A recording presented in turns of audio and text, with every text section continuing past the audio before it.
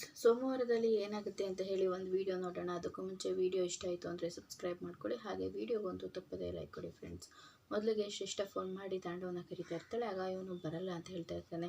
ನೋಡು ತಾಂಡವ್, ನೀನು ನನ್ನ ಜೊತೆ ಬರಲೇಬೇಕು, ಇಲ್ಲಾಂದರೆ ನಾನು ಬಿಡಲ್ಲ. ನಾನು ಇಲ್ಲ ಅಂದರೆ ನೀನು ನೆಮ್ಮದಿಯಾಗಿರ್ಬೋದು ಅಂತ ಅಂದ್ಕೊಂಡಿದ್ಯಾ? ನನಗೇನಾದರೂ ಆಯಿತು ಅಂತಂದರೆ ನೀನು ಜೈಲಿಗೆ ಹೋಗಬೇಕಾಗುತ್ತೆ ಅಂತ ಹೇಳಿದಾಗ, ನಿನ್ನಂಥವ್ಳ ಜೊತೆ ಬದುಕೋದು ಬದಲು ಜೈಲಲ್ಲಿರೋದೇ ಎಷ್ಟೋ ವಾಸಿ. ಇಷ್ಟು ದಿನ ನಿನ್ನ ನಾಟಕನ ನಂಬ್ಕೊಂಡು ನಿನ್ನ ಜೊತೆ ಇದ್ದೆ, ನನ್ನ ಪುಟ್ಟ ಸಂಸಾರನ ನಾನು ಹಾಳು ಮಾಡ್ಕೊಂಡಿದ್ದೀನಿ. ಇವಾಗ ನನಗೆ ಬುದ್ಧಿ ಬಂದಿದೆ. ನೀನು ಏನೇ ಮಾಡ್ಕೊಂಡು ಎದುರಿಸಿ ಬ್ಲ್ಯಾಕ್ ಮೇಲ್ ಮಾಡಿದ್ರು ಅಷ್ಟೇ, ನಾನು ಬರಲ್ಲ. ಏನು ಎದುರಿಸ್ತಾ ಇದ್ದೀನಿ ಅಂತ ಅಂದ್ಕೊಂಡಿದ್ಯಾ? ನೋಡು ನಾನು ಯಾವ ಜಾಗದಲ್ಲಿದ್ದೀನಿ ಅಂತ ಹೇಳಿ ಎಲ್ಲ ಪ್ಲೇಸಸ್ನ ತೋರಿಸ್ತಾಳೆ. ಬಿಲ್ಡಿಂಗ್ ಮೇಲೆ ನಿಂತಿರೋದು ಎಲ್ಲ ಕಾಣಿಸ್ತಾ ಇರುತ್ತೆ. ಆದರೂ ಕೂಡ ಇವನೇನು ಮಾತಾಡ್ತೇನೆ. ನೋಡು, ನೀನೇನಾದರೂ ಮಾಡ್ಕೊಂಡು ನನಗೆ ಅದು ಬೇಕಾಗಿಲ್ಲ. ನನಗೆ ಫೋನ್ ಮಾಡಿ ನೀನು ಬ್ಲ್ಯಾಕ್ ಮೇಲ್ ಮಾಡಿ ಟಾರ್ಚರ್ ಮಾಡಬೇಡ. ಸುಮ್ಮನೆ ಫೋನ್ ಇಡು, ಏನಾದರೂ ಮಾಡ್ಕೊ ಹೋಗು ಅಂತ ಹೇಳಿದಾಗ, ನೀನಿಲ್ಲ ಅಂತಂದರೆ ಖಂಡಿತವಾಗ್ಲೂ ನಾನು ಇರೋದಿಲ್ಲ ಕಣೋ ಅಂತ ಹೇಳಿ ಕೆಳಗಡೆ ಬಿದ್ದುಬಿಡ್ತಾಳೆ. ಎಲ್ರಿಗೂ ಕೂಡ ಬೇಜಾರಾಗ್ಬಿಡುತ್ತೆ. ಸಡನ್ನಾಗಿ ಎಲ್ಲರೂ ಶಾಕಲ್ಲಿ ಎದ್ದು ನಿಂತ್ಕೋತಾರೆ. ಆಗ ಯಾಕೆ ಎಲ್ಲರೂ ಇಷ್ಟೊಂದು ಬೇಜಾರು ಮಾಡ್ಕೋತಾ ಇದ್ದೀರಾ, ಶಾಕ್ ಆಗಿದ್ದೀರಾ? ಅಂಥದ್ದು ಏನೂ ಆಗಿರೋದಿಲ್ಲ. ಅವಳು ಏನಾದರೂ ಮಾಡ್ಕೊಂಬಿಡಲ್ಲ, ಬೇರೆ ಯಾರಾದರೂ ಇದ್ದರೆ ಅವ್ರಿಗೇನಾದರೂ ಮಾಡಿಬಿಡ್ತಾಳೆ ಅಷ್ಟೇ. ಇವಾಗೆಲ್ಲ ಅದ್ರ ಬಗ್ಗೆ ತಲೆ ಕೆಡಿಸ್ಕೊಬಿಡಿ. ತಾಂಡವ್, ಏನು ಮಾತಾಡ್ತಾ ಇದೆಯಾ ನೀನು? ಅದು ಒಂದು ಜೀವದ ಪ್ರಶ್ನೆ. ಅವಳು ನಿನಗೋಸ್ಕರನೇ ಬಂದಿರ್ತಾಳೆ. ಇವಾಗ ಅವಳು ಏನಾದರೂ ಮಾಡ್ಕೊಂಡಿಲ್ಲ ಅಂತ ನೀನೇ ಇಮ್ಯಾಜಿನೇಷನ್ ಮಾಡಿಕೊಂಡು ನೆಕ್ಸ್ಟ್ ಏನಾದರೂ ಅವಳು ಏನಾದರೂ ಮಾಡಿಕೊಂಡು ಭಾಗ್ಯವ್ರಿಗೆ ಏನಾದರೂ ಸಮಸ್ಯೆ ಆಯಿತು ಅಂತಂದರೆ ನಾನು ಸುಮ್ಮನೆ ಇರೋದಿಲ್ಲ. ಅಯ್ಯೋ ಬ್ರೋ, ಹಾಗೆಲ್ಲ ಏನೂ ಇಲ್ಲ ಬ್ರೋ. ಅವಳು ಏನಾದರೂ ಮಾಡ್ಕೋತಾಳ, ಬೇರೆ ಯಾರಾದರೂ ಏನಾದರೂ ಮಾಡೋ ಅಂತಾಳೆ. ಅವಳಿಗೆ ಏನೂ ಮಾಡ್ಕೊಡೋದಿಲ್ಲ. ಸುಮ್ಮನೆ ಅಲ್ಲಿಂದ ಜಂಪ್ ಮಾಡಿ ಸೈಡಲ್ಲಿ ಎಲ್ಲಾದರೂ ಕೂತ್ಕೊಂಡಿರ್ತಾಳೆ ಅಂತ ಹೇಳಿದಾಗ, ಪಾಪ ನನಗೆ ಯಾಕೋ ಹಾಗೆ ಅನ್ನಿಸ್ತಾ ಇಲ್ಲ ಪಾಪ. ಶ್ರೇಷ್ಠ ಆಂಟಿ ತೋರಿಸಿದ ಜಾಗ ತುಂಬಾ ಡೀಪ್ ಅಂತ ಅನ್ನಿಸ್ತು. ಅವ್ರು ತುಂಬಾ ಎತ್ತರದಲ್ಲಿದ್ದರು ಅಂತ ಅನ್ನಿಸ್ತು ಪಾಪ. ಬನ್ನಿ ಹೋಗಿ ನೋಡ್ಕೊಂಡು ಬರೋಣ ಅಂತ ಹೇಳಿದಾಗ, ಇಲ್ಲ ನಾನಂತೂ ಖಂಡಿತವಾಗ್ಲೂ ಹೋಗೋದಿಲ್ಲ. ಏನು ಅಂದ್ಕೊಂಡಿದ್ಯಾ? ಅವತ್ತು ನೀನೇನೋ ಮಾಡ್ಕೊಂಡೆ ಅಂತ ಹೇಳಿ ನನ್ನ ಸೊಸೆ ಭಾಗ್ಯ ಮೇಲೆ ಕಂಪ್ಲೇಂಟ್ ಕೊಟ್ಟು ಜೈಲಿಗೆ ಕಳಿಸಿದ್ರಲ್ಲ, ಅದೆಲ್ಲ ಸಾಕಾಗಿಲ್ಲ ಅಂತ ಹೇಳಿ ನಮ್ಮನ್ನೆಲ್ಲ ಬೀದಿಗೆ ತರಬೇಕು ಅಂತ ಹೇಳಿ ಅಂದ್ಕೊಂಡಿದ್ಯಾ ಅಂತ ಹೇಳಿದಾಗ, ಅಯ್ಯೋ ಅಮ್ಮ, ಹಾಗೆಲ್ಲ ಏನೂ ಇಲ್ಲಮ್ಮ. ಅವಳಿಗೆ ಏನಾದರೂ ಪರವಾಗಿಲ್ಲ, ಅವಳು ಹೋದ್ರೂ ಪರವಾಗಿಲ್ಲ, ನಾನಂತೂ ಅಲ್ಲಿಗೆ ಹೋಗೋದಿಲ್ಲ ಅಂತ ಹೇಳಿದಾಗ, ಓಹೋ ರೀ, ನೋಡ್ರಿ ನಮ್ಮ ಮಗ ಎಷ್ಟು ಬದಲಾಗಿದ್ದಾನೆ ಅಂತ ಹೇಳಿಬಿಟ್ಟು ಇವಾಗ ಅವಳಿಗೆ ಏನಾದರೂ ಪರವಾಗಿಲ್ಲ, ನಾನು ಹೋಗಲ್ಲ ಅಂತ ಹೇಳ್ತಾ ಇದ್ದೀನಿ. ಇದು ನಮ್ಮ ಮಗನ ಅಂತ ಹೇಳಿ ಹೇಳ್ತಾ ಇರ್ತಾಳೆ. ತಾಂಡವಾಗಿ ನಮ್ಮ ಅಮ್ಮ ನಂಬ್ತಾ ಇದ್ದಾರೆ ಅಂತ ಹೇಳಿ ಫುಲ್ ಖುಷಿ ಆಗ್ತಾ ಇರುತ್ತೆ. ಹೀಗೆಲ್ಲ ಅಂತ ಅಂದ್ಕೊಂಡು ನಮ್ಮ ಅಮ್ಮನ ಯಾಮರ್ಸಿದ್ರೆ ಸಾಕು, ಎಲ್ಲರೂ ಬುಟ್ಟಿಗೆ ಬಿದ್ದುಬಿಡ್ತಾರೆ ಅಂತ ಅಂದ್ಕೊಂಡಿದ್ದೆ ಅಲ್ವಾ? ಅದೆಲ್ಲ ಸಾಧ್ಯನೇ ಇಲ್ಲ ಅಂತ ಹೇಳಿ ಹೇಳ್ತಾ ಇರ್ತಾರೆ. ಅಮ್ಮ, ನಾನು ನಿಜವಾಗ್ಲೂ ಬದಲಾಗಿದ್ದೀನಿ ಅಂತ ಹೇಳಿದಾಗ, ಮುಚ್ಚೋ ಬಾಯಿ, ಇನ್ನೊಂದು ವಾರ ಇದೆ ಅಲ್ವಾ, ಅದರಲ್ಲೇ ಗೊತ್ತಾಗುತ್ತೆ ನಿನ್ನ ನಾಟಕ ಏನು ಅಂತ ಹೇಳಿ. ನೋಡು, ಇವಾಗ ನೀನು ಏನಾದ್ರೂ ಕೂಡ ಶ್ರೇಷ್ಠ ಮಾಡಿಕೊಂಡು ಅದಾದಮೇಲೆ ಅವಳು ಇಲ್ಲಿ ಏನಾದ್ರೂ ನಮಗೆಲ್ರಿಗೂ ಕೂಡ ಸಮಸ್ಯೆ ಕೊಡಬೇಕು ಅಂತ ಹೇಳಿ ಪ್ರಯತ್ನ ಏನಾದರೂ ಪಟ್ಟು ನಮಗೇನಾದರೂ ತೊಂದರೆ ಆಯಿತು ಅಂತಂದರೆ ನೀನು ಈ ಮನೆ ಬಿಟ್ಟು ಹೋಗಬೇಕು. ಚಾಲೆಂಜ್ಗೆ ರೆಡಿನಾ ಅಂತ ಹೇಳಿದಾಗ, ಅಜ್ಜಿ ಯಾಕೆ ಯಾವಾಗಲೂ ನನ್ನ ಪಪ್ಪನ ಕಳಿಸೋದ್ರಲ್ಲ ಇರ್ತಾರೆ?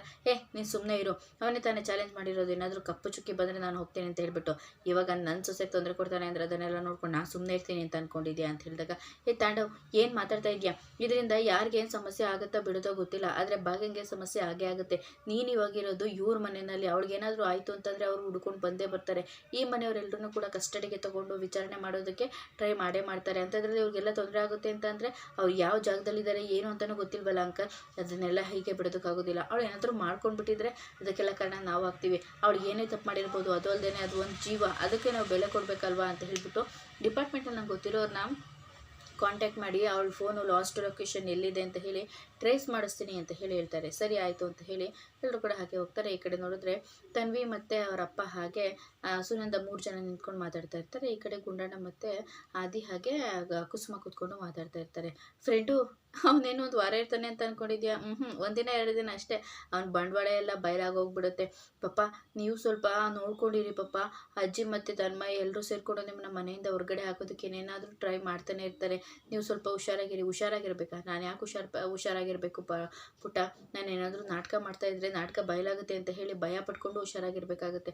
ಆದರೆ ನಾನು ನಿಜವಾಗ್ಲೂ ಬದಲಾಗಿದ್ದೀನಿ. ಇದನ್ನೆಲ್ಲ ನಾನು ಹೇಗೆ ಅದನ್ನು ಸರಿ ಮಾಡ್ಕೊಳ್ಳೋದಕ್ಕಾಗುತ್ತೆ? ನಾನು ಇರೋದೇ ಹೀಗಲ್ವಾ ಅಂತ ಹೇಳಿದಾಗ, ಪಾಪ ಅದೇನಾದರೂ ಕೂಡ ಅವ್ರಿಗೆ ನೀವು ಇರೋದು ಇಷ್ಟ ಇಲ್ಲ, ಏನಾದರೂ ಒಂದು ಪ್ಲ್ಯಾನ್ ಮಾಡಿ ನಿಮ್ಮನ್ನ ಹೊರಗಡೆ ಹಾಕೋದಕ್ಕೆ ಪ್ರಯತ್ನ ಪಟ್ಟೇ ಪಡ್ತಾರೆ. ಅದಕ್ಕೋಸ್ಕರ ಅಂತ ಹೇಳಿದಾಗ, ಹೌದಪ್ಪ ನೀನು ಸ್ವಲ್ಪ ಹುಷಾರಾಗಿರು, ನೀನು ಇವಾಗ ಬಂದಿದೆಯಲ್ಲ ನಂಗೆ ತುಂಬ ಖುಷಿ ಆಯಿತು ಅಂತ ಹೇಳಿದಾಗ, ಅತ್ತೆ ನೀವು ಈ ಮಾತು ಹೇಳ್ತಾ ಇರೋದಕ್ಕೆ ನಂಗೆ ತುಂಬಾ ಖುಷಿ ಆಗ್ತಾ ಇದೆ. ಆದರೂ ಕೂಡ ಬೇಜಾರಾಗ್ತಾ ಇದೆ. ನೀವು ನನ್ನ ನಂಬ್ತಾ ಇದ್ದೀರಾ, ನಾನು ಹೆತ್ತ ತಾಯಿನೇ ನಂಬ್ತಾ ಇಲ್ಲ, ಹೆಣ್ಣು ಕೊಟ್ಟು ಅತ್ತೆ ನೀವು ನಂಬ್ತಾ ಇದ್ದೀರಾ. ಇನ್ನು ಮುಂದೆ ಯಾವುದೇ ರೀತಿ ತೊಂದರೆನೂ ಆಗಬಾರ್ದು ಅತ್ತೆ, ನಾನೇ ಎಲ್ಲದನ್ನು ಸರಿ ಮಾಡ್ಕೊಂಡು ಹೋಗ್ತೀನಿ. ನಾನು ಇಷ್ಟು ದೊಡ್ಡ ತಪ್ಪು ಮಾಡಿದ್ದೀನಿ ಅಂತ ಹೇಳಿ ನನಗೆ ತುಂಬ ಚೆನ್ನಾಗಿ ಗೊತ್ತಾಗಿದೆ. ಆದರೆ ನೀವು ನನ್ನ ನಂಬ್ತಾ ಇದ್ದೀರಲ್ವ, ತುಂಬ ಥ್ಯಾಂಕ್ಸ್ ಅತ್ತೆ ಅಂತ ಹೇಳಿ ಕೈ ಮುಗಿತಾನೆ. ಅಯ್ಯೋ ಯಾಕಪ್ಪ ಹೀಗೆಲ್ಲ ಮಾಡ್ತಾ ಇದೆಯಾ? ನೀನು ಮೊದಲಿನ ಥರ ನನ್ನ ಮಗಳ ಜೊತೆ ಸುಖವಾಗಿ ಸಂಸಾರ ಮಾಡ್ಕೊಂಡಿರಬೇಕು, ಅದನ್ನು ಮಾತ್ರ ನಾನು ಅಷ್ಟೇ ಕೇಳ್ತಾ ಇರೋದು ಅಂತ ಹೇಳಿ ಹೇಳ್ತಾ ಇರ್ತಾಳೆ. ಖಂಡಿತವಾಗ್ಲೂ ಅದಾಗುತ್ತೆ, ಅದಕ್ಕೆ ಮನೆಯವರೆಲ್ಲರೂ ಒಪ್ಕೋಬೇಕು ಅಷ್ಟೇ ಅಂತ ಹೇಳಿದಾಗ, ಆದರೂ ನೀನು ಸ್ವಲ್ಪ ಹುಷಾರಾಗಿರಪ್ಪ ಅಂತ ಹೇಳ್ತಾರೆ. ಹುಷಾರಾಗಿ ಏನತ್ತೆ, ಇರೋದೇ ಹೀಗಲ್ವಾ ಅಂತ ಹೇಳಿ ಅವನು ಕೂಡ ಈ ಕಡೆ ಆಚೆ ಬರ್ತಾನೆ. ಫ್ರೆಂಡು, ನೀನೇನು ಭಯ ಪಡ್ಕೋಬೇಡ, 4 ದಿನ ಅಷ್ಟೇ. ಯಾಕಂದರೆ ಅವ್ನು ಹೆತ್ತಿರೋಳು ನಾನು ಇದ್ದೀನಿ. ಅವನಿಗೆ ಬರೀ ಅಳೋದು, ನಾಟಕ ಮಾಡೋದು, ಮೋಸ ಮಾಡೋದು, ಸುಳ್ಳು ಹೇಳೋದು, ಇದು ಬಿಟ್ಟರೆ ಬೇರೆ ಏನೂ ಗೊತ್ತಿಲ್ಲ. ಅದಕ್ಕೆ ಇಷ್ಟೆಲ್ಲ ಡ್ರಾಮಾ ಮಾಡ್ತಾ ಇದ್ದಾನೆ ಅಂತ ಹೇಳಿ ಹೇಳ್ತಾ ಇರ್ತಾಳೆ. ಅಷ್ಟರಲ್ಲಿ ನೋಡಿದ್ರೆ ಭಾಗ್ಯ ಬರ್ತಾಳೆ. ಆದಿಯವರೇ ಸಾರಿ ಅಂತ ಹೇಳಿ, ಯಾಕೆ ಏನಾಯಿತು? ನಮ್ಮನೇನಲ್ಲಾಗೋ ಪ್ರತಿ ಸಮಸ್ಯೆಗೂ ಕೂಡ ನೀವು ಬಂದು ಇಂಟರ್ಫಿಯರ್ ಆಗೋ ಥರ ಆಗ್ತಾಯಿದೆ, ಇದರಿಂದ ನಿಮ್ಗೆ ತುಂಬಾ ಸಮಸ್ಯೆ ಅಂತ ಹೇಳಿದಾಗ, ಭಾಗ್ಯ ಇದು ನಮ್ಮನೆ ಅಂತಂದಮೇಲೆ ನೀವೆಲ್ಲರೂ ಕೂಡ ನಮ್ಮನೆಯವ್ರು ಅಲ್ವಾ, ಅದು ಹೇಗೆ ಸಮಸ್ಯೆ ಆಗಿಬಿಡುತ್ತೆ ಅಂತ ಹೇಳಿ ಕೇಳ್ತಾ ಇರ್ತಾಳೆ. ಆಗ ಅದೆಲ್ಲ ಗೊತ್ತಿಲ್ಲ ಆದಿಯವರೇ, ನಿಮ್ಗೇನು ಸಮಸ್ಯೆ ಆಗದೆ ಇದ್ದರೆ ಸಾಕು ಅಂತ ಹೇಳಿದಾಗ, ಹಾಗೆಲ್ಲ ಏನೂ ಆಗೋದಿಲ್ಲ ಅಂತ ಹೇಳಿ ಹೇಳ್ತಾ ಇರ್ತಾನೆ. ಸರಿ ನಾನೇನು ಹೊರಡ್ತೀನಿ ಅಂತ ಹೇಳಿದಾಗ, ಅಂಕಲ್ ಈಗ ಇದೆಲ್ಲ ಆಯಿತು ಅಂತ ಹೇಳಿ ಮನೆಗೆ ಬರ್ತಾ ಇರಬೇಡಿ ಅಂತ ಹೇಳಿದಾಗ, ಅದೇಗಾಗುತ್ತೆ, ನಾಳೆಯಿಂದ ಕ್ಯಾಟ್ರಿಂಗ್ ಎಲ್ಲ ಶುರುವಾಗುತ್ತೆ ಅಲ್ವಾ, ನಾನು ಏನಾದರೂ ಕೆಲಸಕ್ಕೆ ಬಂದಿಲ್ಲ ಅಂದರೆ ನಮ್ಮ ಬಾಸು ಕೆಲಸದಿಂದ ತೆಗೆದಾಕೋದಿಲ್ವಾ, ಖಂಡಿತವಾಗ್ಲೂ ಬರ್ತೀನಿ ಅಂತ ಹೇಳಿದಾಗ, ಬಾಯ್ ಫ್ರೆಂಡು ಅಂತ ಹೇಳಿ ಎಲ್ಲರೂ ಕೂಡ ವಿಶ್ ಮಾಡಿ ಅಲ್ಲಿಂದ ಕಳಿಸ್ತಾರೆ. ಈ ಕಡೆ ನೋಡಿದ್ರೆ ಇವಳು ಕೂಡ ಭಾಗ್ಯ ಬೇಜಾರು ಮಾಡ್ಕೊಂಡು ಒಳಗಡೆ ಹೋಗ್ತಾಳೆ. ಭಾಗ್ಯ ಕೇಟ್ರಿಂಗಲ್ಲಿ ಜನಗಳು ಬಂದಿರ್ತಾರೆ ಅಂತ ಹೇಳಿ ಊಟ ಎಲ್ಲ ಕೊಡ್ತಾ ಇರ್ತಾಳೆ. ಅದೇ ಟೈಮಿಗೆ ಒಬ್ಬರು ದುಡ್ಡು ಕೊಡ್ತಾರೆ. ಒಂದು 70 ರುಪೀಸ್ನ ತೊಗೊಂಡು 30 ರುಪೀಸ್ ವಾಪಸ್ ಕೊಡಬೇಕಾಗುತ್ತೆ. ಅವ್ರು ಕೊಟ್ಟಿರೋ 100 ರುಪೀಸಿಗೆ ಇವಳು 20 ರುಪೀಸ್ನ ಸೇರಿಸಿ ಕೊಟ್ಬಿಟ್ಟಿರ್ತಾಳೆ. ಅವ್ರು ಬಂದು, ಭಾಗ್ಯ ಯಾಕಮ್ಮ ಹುಷಾರಿಲ್ವಾ? ಇಲ್ಲಕ್ಕ ಚೆನ್ನಾಗಿದ್ದೀನಿ. ಯಾಕೆ ನೀನು 70 ರೂಪಾಯಿ ತೊಗೊಂಡು 30 ರೂಪಾಯಿ ವಾಪಸ್ ಕೊಡೋ ಬದಲು ನಾನು ಕೊಟ್ಟಿರೋ 100 ರೂಪಾಯಿಗೆ 20 ರೂಪಾಯಿ ಸೇರಿಸ್ಕೊಟ್ಟಿದ್ಯಲ್ಲಮ್ಮ ಅಂತ ಹೇಳಿದಾಗ, ಅಯ್ಯೋ ಅಕ್ಕ ಅದು ಗೊತ್ತಾಗಲಿಲ್ಲ ಅಕ್ಕ, ಅದಕ್ಕೆ ಹುಷಾರಿಲ್ವಾ ಅಂತ ಕೇಳಿದ್ದು ಅಂತ ಹೇಳಿದಾಗ, ಥ್ಯಾಂಕ್ಸ್ ಅಕ್ಕ ಹೇಳಿದ್ದಕ್ಕೆ, ಇರಿ ಈಗಲೇ ಕೊಡ್ತೀನಿ ಅಂತ ಹೇಳಿ ಕಳಿಸ್ತಾ ಇರ್ತಾಳೆ. ಅದಾದಮೇಲೆ ಅವ್ರ ಮಾವು ಬರ್ತಾರೆ. ಭಾಗ್ಯ ನೀನು ಹೋಗು, ಸ್ವಲ್ಪ ಹೊತ್ತು ರೆಸ್ಟ್ ಮಾಡು ಅಂತ ಹೇಳಿ ಹೇಳ್ತಾರೆ. ಯಾಕೆ ಮಾವ ಅಂತ ಹೇಳಿದಾಗ, ಇವಾಗ ಇಲ್ಲಿ ಏನಾಯಿತು ಅಂತ ಗೊತ್ತಾಯ್ತಲ್ವಾ, ಅದಕ್ಕೆ ಹೋಗಿ ರೆಸ್ಟ್ ಮಾಡು. ಅಯ್ಯೋ ಮಾವ ಇವಾಗ ಜನಗಳು ತುಂಬ ಜಾಸ್ತಿ ಬರೋದಕ್ಕೆ ಶುರು ಮಾಡಿಬಿಡ್ತಾರೆ, ನಿಮ್ಮಿಬ್ಬರಿಗೆ ತುಂಬಾ ಕಷ್ಟ ಆಗುತ್ತೆ ಅಂತ ಹೇಳಿದಾಗ, ಅಯ್ಯೋ ಹಾಗೆಲ್ಲ ಏನೂ ಆಗೋದಿಲ್ಲ, ನೀನು ಸ್ವಲ್ಪ ಆರಾಮಾಗಿರು ಅಂತ ಹೇಳಿ ಹೇಳ್ತಾ ಇರ್ತಾನೆ. ಇಲ್ಲ ಮಾವ ಇಲ್ಲೆಲ್ಲರೂ ಬರ್ತಾ ಇರ್ತಾರಲ್ವ, ತುಂಬ ಪ್ರಾಬ್ಲಮ್ ಆಗುತ್ತೆ ಅಂತ ಹೇಳಿ ಹೇಳ್ತಾನೆ. ಈ ಕಡೆ ತಾಂಡವ್ ಬರ್ತಾನೆ. ನಾನೇನಾದರೂ ಸಹಾಯ ಮಾಡಲಾ ಅಂತ ಹೇಳಿ ನಿಂತ್ಕೋತಾನೆ. ಅದಾದಮೇಲೆ ನಿಮ್ಮ ಸಹಾಯ ನಮಗೇನು ಬೇಕಾಗಿಲ್ಲ ತಾಂಡವರೇ, ನಿಮ್ಮ ಜೊತೆ ಸ್ವಲ್ಪ ಮಾತಾಡಬೇಕು ಬನ್ನಿ ಅಂತ ಹೇಳಿದಾಗ ಅವ್ನು ಫುಲ್ ಖುಷಿಯಿಂದನೇ ಹೋಗ್ತಾ ಇರ್ತಾನೆ. ಈ ಕಡೆ ಸುನಂದ ಮತ್ತು ತನ್ವಿ ಇಬ್ಬರು ಕೂಡ ಮಾತಾಡ್ಕೋತಾ ಇರ್ತಾರೆ. ಅಜ್ಜಿ, ತನ್ಮಯ್ ಮತ್ತು ಅಜ್ಜಿ ಇಬ್ಬರು ಕೂಡ ಪ್ಲ್ಯಾನ್ ಮಾಡ್ಕೋತಾ ಇದ್ದಾರೆ ಪಪ್ಪನ ಹೊರಗಡೆ ಹಾಕೋದಕ್ಕೆ ಏನು ಬೇಕು ಅಂತ ಹೇಳಿ. ನೋಡು ನಿಮ್ಮ ಪಪ್ಪ ಇವಾಗ ಬದಲಾಗಿ ಬಂದಿದ್ದಾನೆ, ಅವ್ರನ್ನ ಒಪ್ಕೊಳ್ಳೋದಕ್ಕೆ ಅವರಿಗೆ ಕಷ್ಟ ಆಗ್ತಾ ಇದೆ ಅನಿಸುತ್ತೆ, ಅದಕ್ಕೆ ಹೀಗೆಲ್ಲ ಮಾಡ್ತಾ ಇದ್ದಾರೆ. ಅವನ ಮನೆಯಿಂದ ಆಚೆ ಹಾಕೋದಕ್ಕೆ ತುಂಬಾ ಪ್ಲ್ಯಾನ್ ಮಾಡ್ತಾರೆ, ಅದು ಆಗಬಾರ್ದು ತನ್ವಿ, ನೀನು ನಿಮ್ಮ ಪಪ್ಪನ ಜೊತೆ ಸಪೋರ್ಟಾಗಿ ನಿಂತ್ಕೋಬೇಕು, ನಾನು ನಿಂತ್ಕೋತೀನಿ ಅಂತ ಹೇಳಿದಾಗ, ಆಯಿತು ಅಜ್ಜಿ, ಪಪ್ಪಂಗೆ ಏನೂ ಆಗಬಾರ್ದು, ಪಪ್ಪ ತುಂಬ ಬದಲಾಗಿದ್ದಾರೆ ಅಂತ ಹೇಳಿ ಹೇಳ್ತಾ ಇರ್ತಾಳೆ. ಸರಿ ಆಯಿತು ಅಂತ ಹೇಳ್ಬಿಟ್ಟು ಅವರು ಕೂಡ ಪ್ಲ್ಯಾನ್ ಮಾಡಿಕೊಂಡು ಅವ್ರು ಏನು ಮಾಡ್ತಾರೆ ತಿಳ್ಕೊಳ್ಳೋಣ ಅಂತ ಹೇಳ್ತಾರೆ. ಈ ಕಡೆ ನೋಡಿದ್ರೆ ಇವಳು ಕರ್ಕೊಂಡು ಬರ್ತಾಳೆ. ಕರ್ಕೊಂಡು ಬಂದ ತಕ್ಷಣವೇ ಭಾಗ್ಯ ನೀನು ನನ್ನ ಜೊತೆ ಮಾತಾಡೋದಕ್ಕೆ ಅಂತ ಹೇಳಿ ಬಂದಿಲ್ಲ, ನಂಗೆ ತುಂಬಾ ಖುಷಿ ಆಗ್ತಾ ಇದೆ ಅಂತ ಹೇಳಿದಾಗ, ನೋಡಿ ತಾಂಡವರೇ ಸುಮ್ಮನೆ ನಿಮ್ಮ ಮನಸ್ಸಲ್ಲಿ ಏನೇನೋ ಆಸೆಗಳನ್ನ ಇಟ್ಕೊಂಡು ಅಕ್ಕಿ ಥರ ಆಕಾಶದಲ್ಲಿ ಹಾರೋದಕ್ಕೆ ಹೋಗ್ಬೇಡಿ, ಅದು ಸಾಧ್ಯನೇ ಇಲ್ಲ. ನೀನು ನನ್ನ ಕ್ಷಮಿಸ್ತೀಯ ಅಲ್ವಾ ಭಾಗ್ಯ, ಅಷ್ಟಿಲ್ದೇ ಮಾತಾಡೋದಕ್ಕೆ ಕರ್ಕೊಂಡು ಬಂದ್ಯಾ, ನಾನು ನಿಮಗೆ ಕ್ಷಮೆನಾ, ಅದು ಈ ಜನ್ಮದಲ್ಲಿ ಸಾಧ್ಯನೇ ಇಲ್ಲ. ಈ ಮನೆಯಲ್ಲಿ ತನ್ವಿಗೋಸ್ಕರ ನೀವು ಇಲ್ಲಿರೋದು ಅನ್ನೋದನ್ನು ಮರಿಬೇಡಿ, ಅದು ತುಂಬ ದಿನಗಳ ಕಾಲ ಇರೋದಿಲ್ಲ ಅಂತ ಹೇಳಿ ಹೇಳ್ತಾ ಇರ್ತಾಳೆ.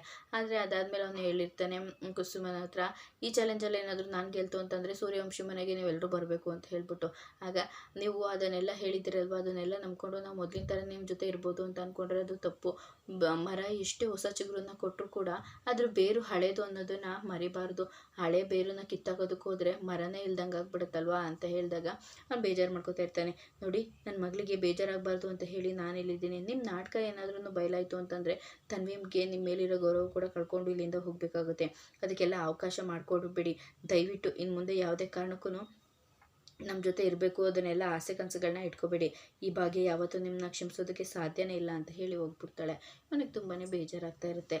ಆಮೇಲೆ ರೂಮಿಗೆ ಬಂದುಬಿಟ್ಟು, ಛೇ ನಾನು ಮಾಡಿರೋದು 1-2, ಆದರೂ ಅವಳು ಕ್ಷಮಿಸಿ ನನ್ನ ಜೊತೆ ಇರಬೇಕು ಅಂತ ಬಯಸಿದರೆ ಅದು ನನ್ನ ಮೂರ್ಖತನ ಆಗಲ್ವಾ? ಪರವಾಗಿಲ್ಲ, ಅವಳು ನನ್ನ ಕ್ಷಮಿಸಿದ್ರೆ ಸಾಕು. ಅದರಲ್ಲೂ ಅವಳು ಮನಸಾರೆ ನನ್ನ ಕ್ಷಮೆ ಕೇಳಿದ್ರೆ ನನಗೆ ಅದೇ ನೆಮ್ಮದಿ ಅಂತ ಹೇಳಿ ಹೇಳ್ತಾ ಇರ್ತಾನೆ. ಅಷ್ಟರಲ್ಲಿ ತನ್ವಿ ಬರ್ತಾಳೆ. ಪಪ್ಪ ನೀವೇನು ಯೋಚನೆ ಮಾಡಬೇಡಿ ಪಪ್ಪ, ಈ ಮನೆಯಲ್ಲಿ ಒಂದೊಂದೇ ಎಲ್ಲರದ್ದು ಸರಿ ಹೋಗುತ್ತೆ ಅಂತ ಹೇಳಿ ಹೇಳ್ತಾ ಇರ್ತಾನೆ. ಆಗ ಹಾಗೆಲ್ಲ ಏನೂ ಇಲ್ಲ ತನ್ವಿ, ನಾನು ತಾನೇ ಇಷ್ಟೆಲ್ಲ ಮೋಸ ಮಾಡಿದ್ದೀನಿ, ನಿಮ್ಮಮ್ಮಗೆ ಅವಮಾನ ಮಾಡಿದ್ದೀನಿ, ಇವಾಗ ನೋಡಿದ್ರೆ ಅವ್ರನ್ನ ಒಪ್ಕೋಬೇಕು ಅಂತಂದರೆ ಹೇಗಾಗುತ್ತೆ ಹೇಳು ಅಂತ ಹೇಳಿ ಕೇಳ್ತಾ ಇರ್ತಾಳೆ. ಹಾಗಲ್ಲ ಪಪ್ಪ, ನೋಡಿ ನೀವು ಬಂದಾಗಿಂದ ಇದೇ ಬಟ್ಟೆನಲ್ಲಿದ್ದೀರಾ, ಹೋಗಿ ಬೇರೆ ಬಟ್ಟೆ ಹಾಕ್ಕೊಳ್ಳಿ ಅಂತ ಹೇಳಿದಾಗ, ಸ್ನಾನ ಮಾಡಬೇಕಾ, ಬಟ್ಟೆ ನನ್ನ ಹತ್ರ ಇಲ್ವಲ್ಲ ಪುಟ್ಟ ಅಂತ ಹೇಳಿದಾಗ, ಪಪ್ಪ ನಾನು ಬರೋವಾಗ ನಿಮಗೆ ನಿಮ್ಮ ನೆನಪಿಗೋಸ್ಕರ ಅಂತ ಹೇಳಿ ಒಂದು ಬಟ್ಟೆನೇ ತೊಗೊಂಡು ಬಂದಿದೆ, ಅದಿದೆ ಕೊಡ್ತೀನಿ ಹೋಗಿ ಪಪ್ಪ ಅಂತ ಹೇಳಿ ಕೇಳ್ತಾಳೆ. ಆಗ ಬಟ್ಟೆ ನೀನು ತಂದಿದ್ದೆ ಯಾಕೆ ಪುಟ್ಟ ಅಂತ ಹೇಳಿದಾಗ, ನಿಮ್ಮ ನೆನಪಿಗೋಸ್ಕರ ಅಂತ ಹೇಳಿದ್ನಲ್ಲ ಪಪ್ಪ, ಪ್ರತಿ ಸಲ ಕೂಡ ನಾನು ಈ ಬಟ್ಟೆ ಜೊತೆ ಮಾತಾಡ್ತಾ ಇದ್ದೆ, ನಮ್ಮ ಪಪ್ಪ ನಮ್ಮ ಜೊತೆ ಬರಬೇಕು, ನಮ್ಮ ಫ್ಯಾಮಿಲಿ ಮೊದಲಿನ ಥರ ಆಗಬೇಕು, ಎಲ್ಲರೂ ಖುಷಿಯಾಗಿ ಒಟ್ಟಿಗೆ ಇರಬೇಕು ಅಂತ ಹೇಳಿ. ಆದರೆ ದೇವ್ರು ಅದನ್ನು ಈಡೇರಿಸ್ಬಿಟ್ಟ. ತೊಗೊಳ್ಳಿ ಪಪ್ಪ ಈ ಬಟ್ಟೆ ನೀವು ಹಾಕ್ಕೊಳ್ಳಿ ಅಂತ ಹೇಳಿದಾಗ ಆ ಬಟ್ಟೆ ತೊಗೊಂಡು ತುಂಬಾ ಖುಷಿಪಟ್ಟು ಅಳ್ತಾ ಇರ್ತಾನೆ. ಯಾಕೆ ಪಪ್ಪ ಏನಾಯಿತು? ಈ ಬಟ್ಟೆ ಯಾವುದು ಗೊತ್ತೇ ಪುಟ್ಟ, ಭಾಗ್ಯ ನನಗೆ ವೆಡ್ಡಿಂಗ್ ಆ್ಯನಿವರ್ಸರಿಗೆ ಅಂತ ಹೇಳಿ ಕೊಟ್ಟಿದ್ದು, ಅದ್ರ ಬೆಲೆ ಆವತ್ತು ಗೊತ್ತಿರಲಿಲ್ಲ, ಆದರೆ ಇವತ್ತು ತುಂಬ ಚೆನ್ನಾಗಿ ಗೊತ್ತಾಗ್ತಾ ಇದೆ.